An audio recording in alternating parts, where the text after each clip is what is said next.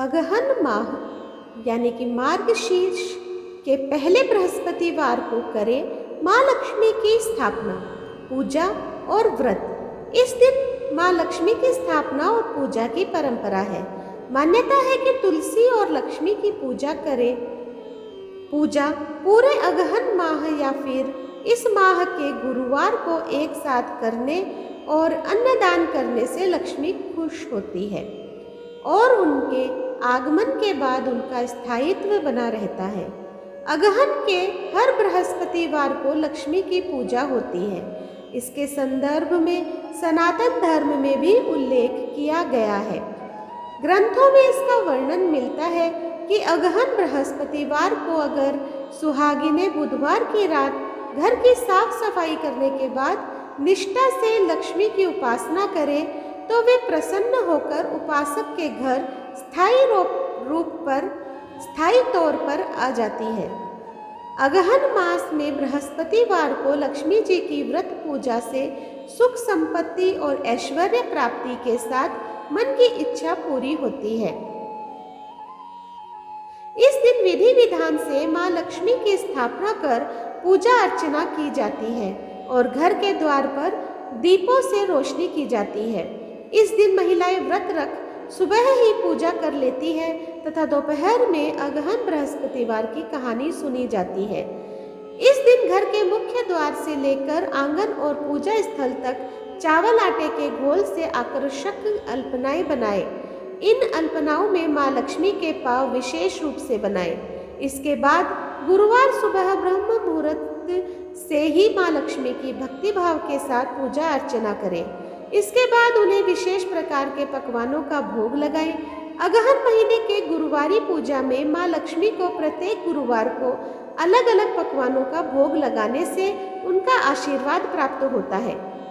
तत्पश्चात शाम होते ही माँ लक्ष्मी के सिंहासन को आम, आंवला और धान की बालियों से सजाएं और कलश की स्थापना कर माँ लक्ष्मी की पूजा करें। इस अवसर पर आस पड़ोस की महिलाओं, बहु बेटियों को प्रसाद खाने के लिए विशेष रूप से निमंत्रण दें। इस प्रकार अगहन या मार्गशीर्ष माह में हर घर में माँ लक्ष्मी की स्थापना कर विधि विधान से पूजा अर्चना करके माँ का आशीर्वाद प्राप्त करें।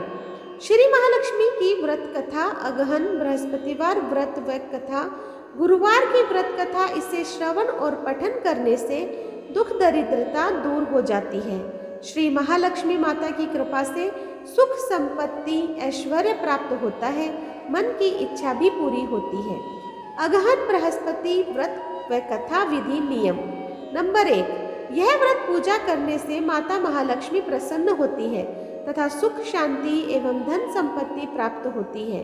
यह व्रत करने वाले स्त्री तथा पुरुष दोनों मन से स्वस्थ एवं आनंदमय होने चाहिए। इस व्रत को किसी भी महीने के प्रथम गुरुवार से शुरू कर सकते हैं। विधि नियम अनुसार हर गुरुवार को महालक्ष्मी व्रत करें। श्री महालक्ष्मी की व्रत कथा को पढ़ें।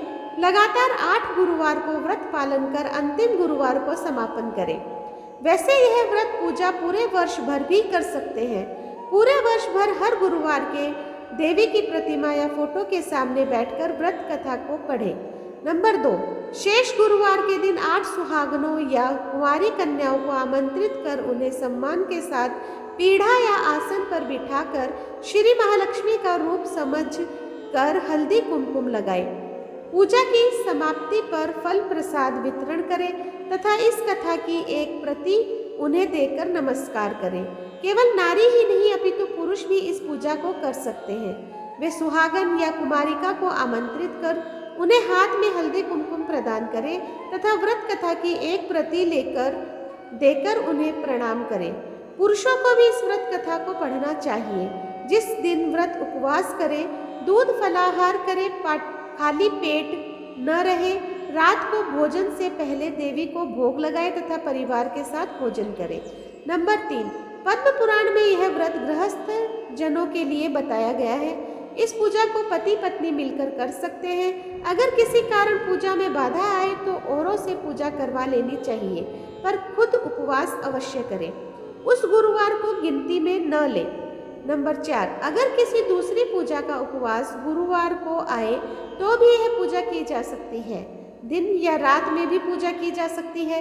दिन में उपवास करें तथा रात में पूजा के बाद भोजन कर ले। इस व्रत कथा को सुनने के लिए अपने आस पड़ोस के लोगों को, रिश्तेदारों को तथा घर के लोगों को बुलाएं। व्रत कथा को पढ़ते समय शांति तथा एकाग्रता बरतें। नंबर 4, अगहन के पहले बृहस्पतिवार को व्रत शुरू करें तथा अंतिम गुरुवार को उसका समापन करें। अगर माह में 5 गुरुवार आए तो 5 गुरुवार को पूजा करें। अगहन बृहस्पतिवार व्रत व कथा श्री महालक्ष्मी देवी की स्थापना, विसर्जन तथा पूजा विधि।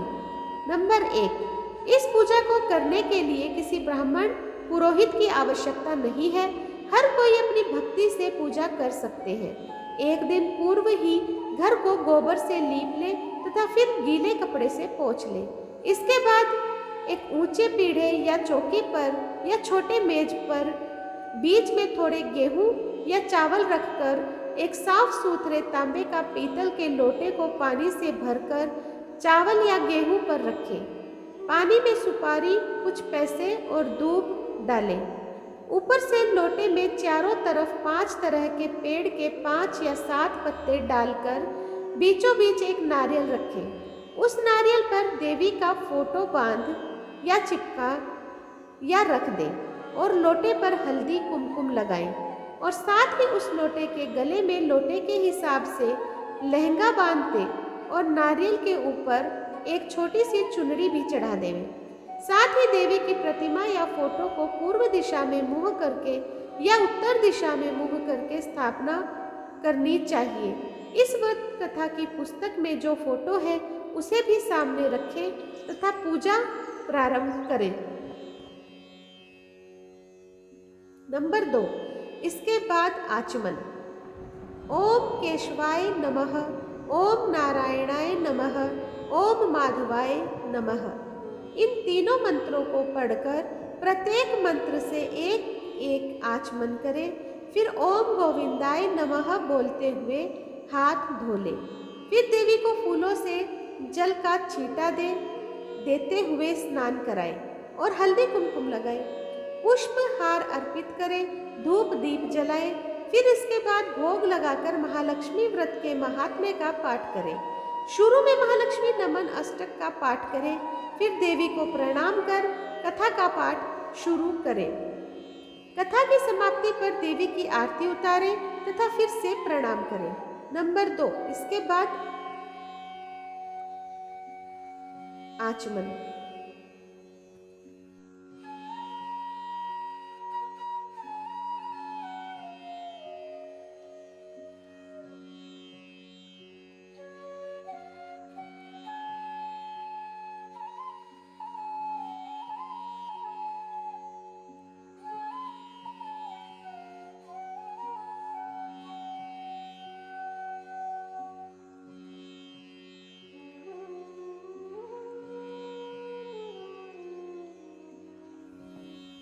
नंबर 3, रात को फिर देवी की पूजा करें, मिष्ठान का भोग लगाएं तथा गौ माता के लिए भी अन्न रखें और दूसरे दिन सुबह गौ माता को उनका हिस्सा अर्पित करें। इसके बाद परिवार के सदस्यों के साथ मिलकर भोजन करें। नंबर 4, दूसरे दिन सुबह स्नान करके पेड़ के पत्तों को निकालें और घर में अलग अलग जगह रखें। पानी को समुद्र, नदी, तालाब, कुएं या तुलसी की क्यारी में डाल दें। जिस जगह पूजा की हो वहाँ हल्दी कुमकुम छिड़क कर 3 बार प्रणाम करें। इसी प्रकार महीने के हर गुरुवार को करें। मार्गशीर्ष या अगहन मास के 4 गुरुवार हो तो चारों और 5 हो तो 5 को इसी प्रकार पूजन करें। पद्म पुराण में कहा गया है कि जो कोई भक्त हर वर्ष श्री महालक्ष्मी जी का यह व्रत करेगा उसे सुख संपदा और धन लाभ होगा। नंबर 4, कुछ लोग इसे केसरी व्रत भी कहते हैं, परंतु इस व्रत में किसी खास रंग के परिधान की कोई ज़रूरत नहीं है। इसके अलावा महालक्ष्मी मंत्र, चालीसा, आरती इत्यादि का भी पाठ करना चाहिए। श्री अगहन बृहस्पति व्रत कथा या महालक्ष्मी महात्म्य कथा।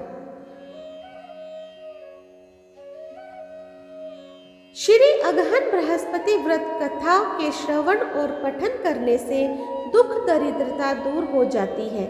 श्री महालक्ष्मी माता की कृपा से सुख संपत्ति ऐश्वर्य प्राप्त होता है, मन की इच्छा पूरी होती है। श्री महालक्ष्मी माता के अनेक रूप तथा नाम हैं।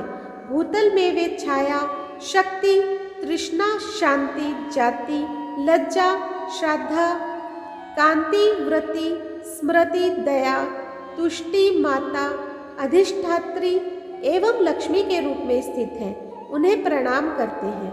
कैलाश पर्वत पर पार्वती, क्षीर सागर में सिंधु कन्या, स्वर्गलोक में महालक्ष्मी, भूलोक में लक्ष्मी, ब्रह्मलोक में सावित्री, ग्वालों में राधिका, वृंदावन में राशेश्वरी, चंदनवन में चंद्रा, चंपकवन में गिरजा, पद्मावन में पद्मा, मालती वन में मालती, कुंदन वन में कुंददंती, केतकी वन में सुशीला, कदम्ब वन में कदम्बमाला, राजप्रसाद में राजलक्ष्मी और घर घर में गृहलक्ष्मी इन विभिन्न नामों से पहचानी जाती है। इस तरह सर्वथा चारों ओर सर्वभूत में सुपरिचित माता श्री महालक्ष्मी की यह कथा है।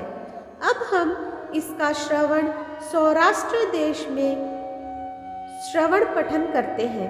भारत के सौराष्ट्र देश में द्वापर युग की यह कहानी हुई है। सौराष्ट्र में उस समय भद्रश्रवा नाम के राजा थे। वे बड़े पराक्रमी राजा थे। 4 वेद, 6 शास्त्र, 18 पुराणों का उन्हें ज्ञान था। उनकी रानी का नाम सूरज चंद्रिका था। रानी दिखने में सुंदर और सुलक्षणा और पतिव्रता थी। उन दोनों को 7 पुत्र और उसके बाद एक कन्या का वरदान मिला। कन्या का नाम श्यामबाला था। एक बार महालक्ष्मी जी के मन में आया कि जाकर उस राजा के राजप्रसाद में रहे। इससे राजा को दुगनी धन दौलत की प्राप्ति होगी और वह इस धन दौलत से अपनी प्रजा को और सुख दे पाएगा। गरीब के घर अगर रहे और उन्हें धन दौलत प्राप्त हो तो वह स्वार्थी की तरह केवल अपने ऊपर ही खर्च करेगा। यह सोचकर श्री महालक्ष्मी जी ने बूढ़ी ब्राह्मण स्त्री का रूप धारण किया। हाथ में लाठी लिए लाठी के सहारे रानी के द्वार तक पहुंची। यद्यपि उन्होंने बूढ़ी औरत का रूप धारण किया था, पर उनके चेहरे पर देवी का तेज था। उन्हें देखते ही एक दासी सामने आई। उसने इनका नाम, धाम, काम, धर्म पूछ डाला। वृद्ध ब्राह्मणी का रूप धारित माता लक्ष्मी ने कहा, बालिके, मेरा नाम कमला है। मेरे पति का नाम भुवनेश है। हम द्वारिका में रहते हैं। तुम्हारी रानी पिछले जन्म में एक वैश्य की पत्नी थी। यह वैश्य गरीब था। दरिद्रता के कारण हर रोज घर में झगड़े होते थे तथा उसका पति रोज उसे मारता था। इन बातों से तंग आकर वह घर छोड़कर चली गई तथा जंगल में खाली पेट भटकने लगी। उसकी इस दुर्दशा पर मुझे दया आई। तब मैंने उसे सुख संपत्ति देने वाली श्री महालक्ष्मी की कथा सुनाई। मेरे कहने पर उसने श्री महालक्ष्मी का व्रत किया। श्री महालक्ष्मी प्रसन्न हुई। उसकी गरीबी दूर हुई। उसका घर, संसार, दौलत, संपत्ति से भर गया। बाद में पति पत्नी दोनों परलोक सिधारे। लक्ष्मी व्रत करने के कारण वे लक्ष्मी लोक में रहे। उन्होंने जितने साल महालक्ष्मी का व्रत किया उतने हजारों साल उन्हें सुख भोग मिला। इस जन्म में उसका जन्म राजघराने में हुआ है, परंतु वह श्री महालक्ष्मी का व्रत करना भूल गई है। उसे यह याद दिलाने मैं यहाँ आई हूँ। बुढ़िया की बातें सुनकर दासी ने उन्हें प्रणाम किया तथा श्री महालक्ष्मी का व्रत किस तरह किया जाए इस बारे में पूछा। बुढ़िया रूप धारण किए हुए श्री महालक्ष्मी माता ने दासी को पूजा की विधि तथा महिमा बताई। इसके बाद वह दासी माता को प्रणाम कर रानी को बताने चली गई। राजवैभव में रहते हुए रानी को अपने ऐश्वर्य का बहुत घमंड हुआ था। संपत्ति तथा अधिकार की वजह से वह उन्मुक्त हो गई थी। दासी द्वारा बताई गई बुढ़िया की बातें सुनकर वह आग बबूला होकर राजद्वार पर आकर बुढ़िया रूपी श्री महालक्ष्मी पर बरस पड़ी। उसे यह मालूम नहीं था कि श्री महालक्ष्मी माता बुढ़िया का रूप धारण किए द्वार तक आई है। परंतु रानी का इस कदर रूखा बर्ताव तथा अपना अनादर देखकर माता ने वहां ठहरना ठीक नहीं समझा। वे वहां से चल पड़ी। राह में उन्हें राजकुमारी श्यामबाला मिली। उन्होंने श्यामबाला को सारी बात बताई।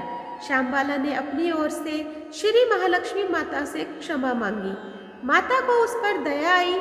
उन्होंने श्यामबाला को श्री महालक्ष्मी व्रत के बारे में बताया।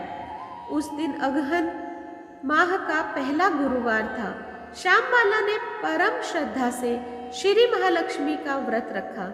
फलस्वरूप राजा सिद्धेश्वर के सुपुत्र मालाधर से उसका विवाह हुआ। वह धन दौलत ऐश्वर्य वैभव से मालामाल हो गई।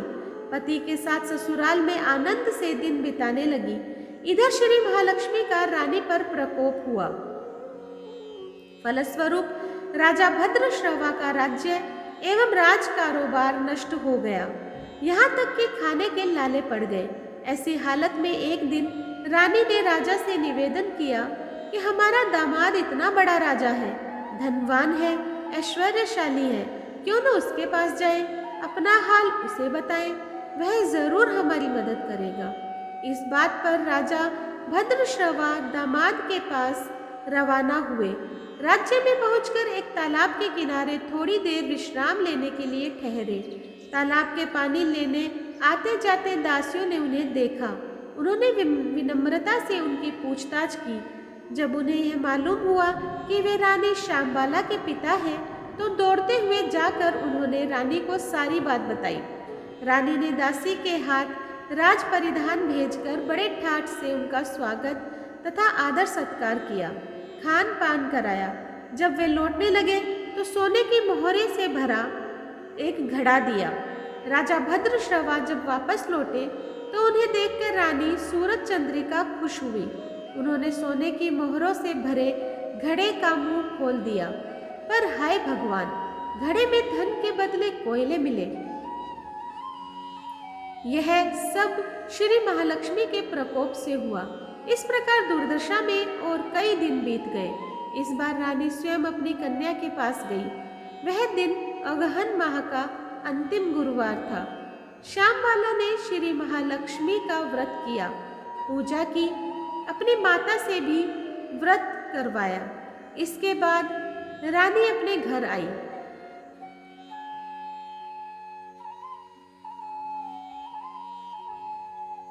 श्री महालक्ष्मी का व्रत रखने पर उसे फिर से अपना राजपाट, धन दौलत ऐश्वर्य प्राप्त हुआ।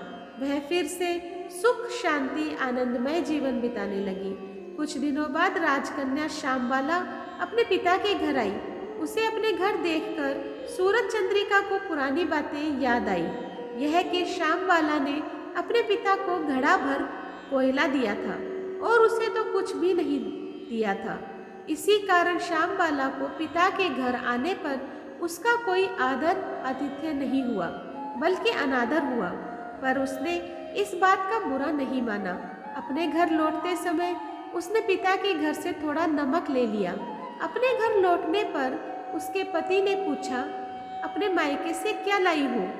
इस पर उसने जवाब दिया, वहाँ का सार लाई हूँ। पति ने पूछा, इसका मतलब क्या हुआ? श्यामबाला ने कहा, थोड़ा धीरज रखें, सब मालूम हो जाएगा। उस दिन श्यामबाला ने सारा भोजन नमक डाले बिना बनाया और परोसा। पति ने खाना चखा। सारा खाना नमक बिना था, इसलिए स्वाद नहीं आया। फिर श्यामबाला ने थाली में नमक डाला। इससे सारा भोजन स्वादिष्ट लगने लगा। तब श्यामबाला ने पति से कहा, यही है वह मायके से लाया हुआ सार। पति को उसकी बात सही लगी। फिर वह दोनों हंसी मजाक करते हुए भोजन करने लगे। कहा गया है कि इस तरह जो कोई श्रद्धा भाव से श्री महालक्ष्मी की पूजा करे, उसे माता की कृपा अवश्य ही प्राप्त होती है। सुख, संपत्ति, शांति प्राप्त होती है। सभी मनोकामनाएं पूरी होती हैं। परंतु यह सब प्राप्त होने पर माता की पूजा को भूलना नहीं चाहिए। हर गुरुवार को व्रत पाठ अवश्य करना चाहिए। इस तरह श्री महालक्ष्मी की महिमा भक्तों की मनोकामना पूरी करती है। इस प्रकार श्री अगहन बृहस्पति व्रत कथा या श्री महालक्ष्मी की गुरुवार की कथा संपूर्ण होती है। तो दोस्तों, आज मैंने आप लोगों के समक्ष श्री अगहन बृहस्पति व्रत कथा प्रस्तुत की है। आपको कैसी लगी मुझे कमेंट बॉक्स में ज़रूर बताइएगा। जो लोग मेरे चैनल पर नए आए हैं प्लीज़ सब्सक्राइब कर दीजिए, लाइक कीजिए, शेयर कीजिए अपने दोस्तों और परिवार में, और इसी तरह मेरा सहयोग करते रहें। धन्यवाद।